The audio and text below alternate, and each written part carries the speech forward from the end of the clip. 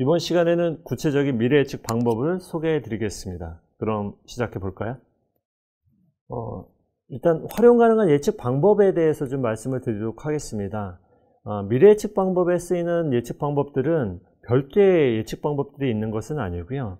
그 기원 자체는 경영이나 사회과학이나 기존에 있던 어떤 기획 방법론에서 보통 많이 차용을 해왔습니다. 다만 이제 기존 방법과의 큰 차이점은 중장기 미래라고 하는 관점을 항상 생각하라고 그걸 일관성 있게 적용을 해서 하는 그런 특성들이 있고요. 예측이라고 하는 과정을 이제 일단 예측 프로세스 관점에서 좀 말씀을 드리도록 하겠습니다. 크게 한 5개 단계로 살펴볼 수가 있는데요. 첫 번째 단계는 사전 예측입니다. 그래서 예측을 할 때 이걸 어떻게 할 것인지를 이제 설계하는 과정이라고 볼 수가 있습니다. 그리고 나면 이런 예측 활동과 관련된 이해관계 당사자를 이제 참여시켜서 실제 예측 조사를 실시를 하게 되고요. 그런 예측 조사를 실시된 결과를 기반으로 해서 비전과 정책 내지는 전략을 수립을 하게 됩니다. 그리고 일정한 시점이 지나게 되면 다시 갱신하는, 이렇게 크게 한 5개 단계로 프로세스화 되어 있는데요. 실제 이런 어떤 프로세스 단계별로 진행을 할 때 활용되는 예측 방법들은 그 예측 프로젝트에 따라 다르긴 합니다. 보통 한 5개나 6개 정도의 예측 방법들이 보통 활용이 되게 됩니다. 그럼 예측 방법에 대해서 살펴보도록 하겠습니다. 지금 보신 거는 예측 다이아몬드 모델이라고 해서 예측 방법에서 많이 활용이 되는 33개 방법을 제시를 한 것입니다. 이런 어떤 그 다이아몬드 모델에 따르면 크게 예측 방법들을 지식의 원천이라는 관점에서 4가지로 분류를 하고 있습니다. 그 첫 번째로는 무엇이냐면 상상력에 기반한 창의성입니다. 미래라고 하는 것은 아직 펼쳐지지 않았기 때문에 알 수 없기 때문에 상상력과 창의성이 중요하다라고 하는 그런 측면의 관점을 맞춘 방법들이 있고요. 또 그 반대편에는 근거에 기반한 예측입니다. 그래서 사실과 자료에 기반해서 분석을 하는, 예를 들어서 추세 분석이라든가 그런 방법들이 그런 사례 중에 하나라고 볼 수가 있고요. 또 한 축에서는 전문성을 강조하고 있습니다. 그래서 예측이라고 하는 부분들이 아무래도 일반인보다는 전문성을 지닌 사람들이 좀 더 잘 할 수 있지 않겠냐라고 하는, 그래서 전문 지식과 경험 그리고 이의 교환에 지금 기반한 어떤 전문성 예측이라고 하는 부분들이 있고요.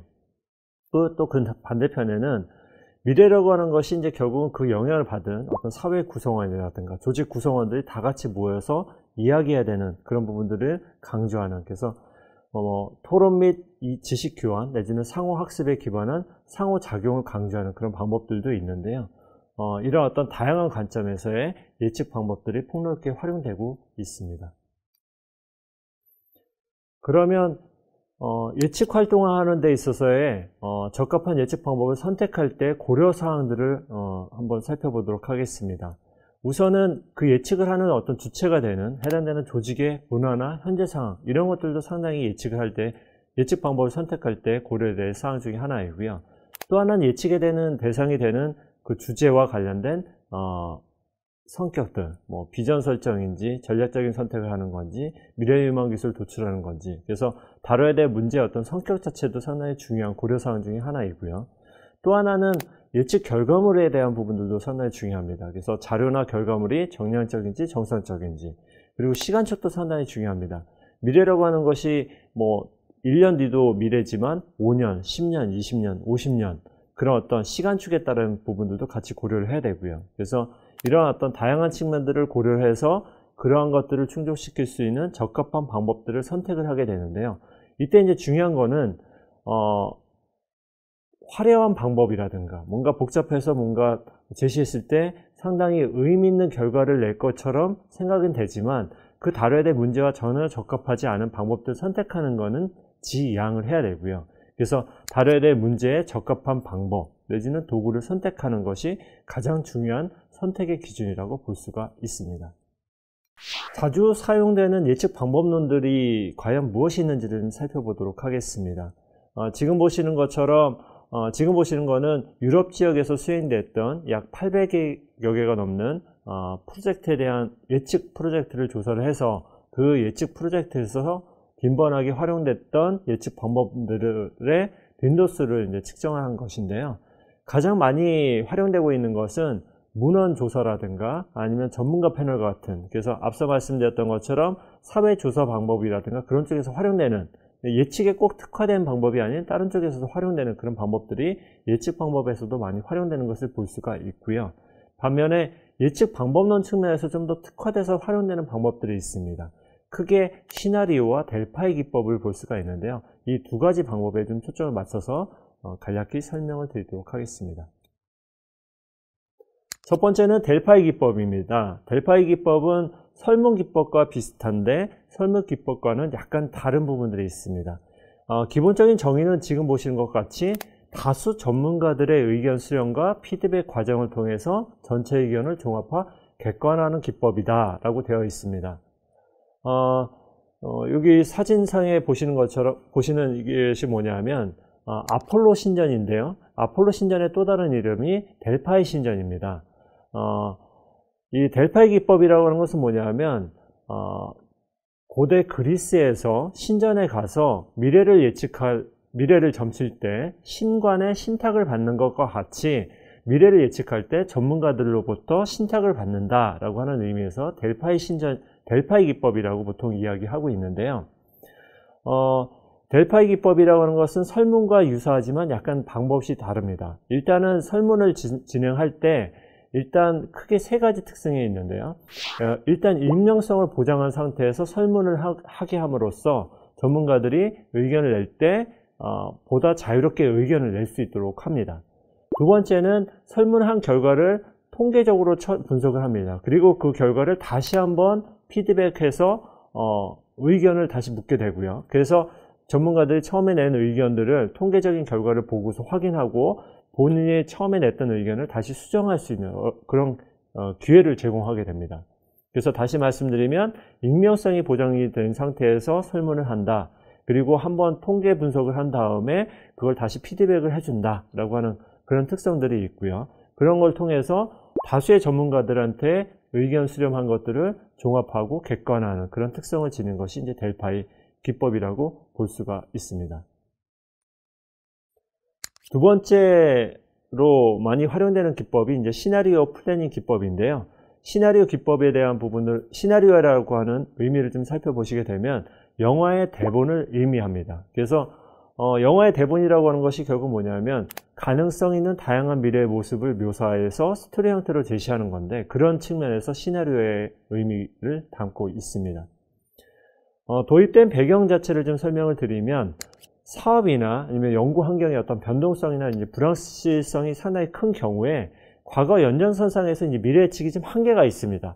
과거부터 현재까지 이렇게 됐으니까 앞으로도 이렇게 갈 것인지, 과거 몇 개월 동안 뭐 주식이 계속 꾸준히 올라왔으니까 그럼 앞으로도 올라가겠네, 그렇게 예측하는 경우는 흔치는 않을 겁니다. 그래서 이 불확실성이 상당히 높은 그런 경우에 과거 연장선상의 미래 예측이 한계가 있기 때문에 그런 부분들을 좀 그런 부분들을 보완하기 위해서 나온 방법 중에 하나이고요. 그래서 불확실성이 상당히 크고 변화 가능성이 높아서 가능성 있는 미래의 모습들이 여러 가지가 있을 경우에 그 대안적 미래들을 전망을 해보고, 그러한 전망을 토대로 해서 미래에 대한 폭넓은 이해를 하고, 그걸 통해서 이제 미래에 대한 다양한 모습들을 기반으로 해서 대응 전략을 수립할 때 쓰는 기법이 시나리오 플래닝 기법입니다.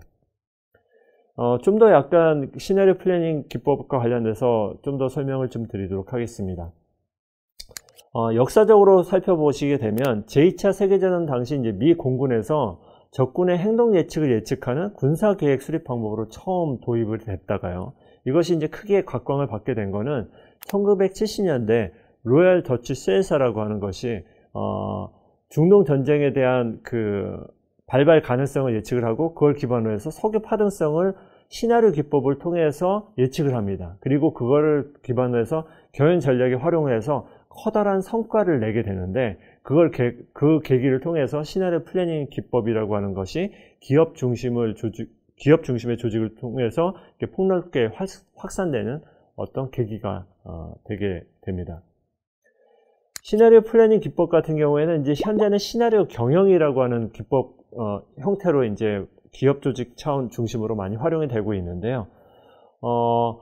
최근 같은 경우에는 워낙 이제 세계 경제라든가 아니면 뭐 경기의 어떤 불확실성이 상당히 높다 보니까 2010년 전후를 기반으로 해서 삼성이나 SK그룹 그리고 이제 항공업계 측에서는 이런 어떤 미래에 대한 불확실성을 시나리오 기법을 통해서 미래를 예측을 하고 그걸 기반으로 해서 경영 전략을 수립하는 시나리오 경영 기법들을 많이 활용을 하고 있고요. R&D 기획 측면에서 보시게 되면 시나리오 기법을 쓰는 어떤 기본적인 기조와 동일한 형태로 보통 활용하고 있습니다. 그래서 R&D 기획을 할 때 이제 계획 기간이 있는데 그런 계획 기간 내 미래 연구 개발 환경의 어떤 불확실성이 상당히 높다. 그래서 단일의 어떤 미래 상황을 전제로 해서 기획이 어려운 경우 여러 가지 계획 기간 내에 미래 모습을 여러 가지를 그려보고 그 각각의 다양한 시나리오 상황에서의 R&D 전략이라든가 계획을 어떻게 가져갈지를 반영하는 형태로 R&D 기획에 반영을 하고 있습니다. 그래서 시나리오 기법이라고 하는 것들을 뒤어서 말씀드린 그 기술 로드맵에 연계해서 활용하는 그런 사례들을 그런 방식으로도 활용을 하고 있습니다. 시나리오 플래닝의 어떤 기본 프로세스를 말씀을 드리면요. 크게 4단계로 구분해서 볼 수가 있습니다. 첫 번째는 시나리오 플래닝이 대상이 되는 이슈를 먼저 정한 다음에 그 이슈에 영향을 미칠 수 있는 외부 환경 변화 전망을 하게 됩니다. 그래서 그런 것들이 이제 트렌드가 될 수도 있고 동인이 될 수도 있는데 그런 어떤 관련된 주제에 영향을 미칠 수 있는 외부적인 요인들을 먼저 분석을 하게 되고요. 그리고 나서 그런 어떤 동인들에 대한 부분들을 불확실성과 파급 효과 측면에서 분석을 하게 됩니다. 그래서 불확실성이 높은지 낮은지 파급 효과가 큰지 낮은지를 이제 분석을 하게 되고요.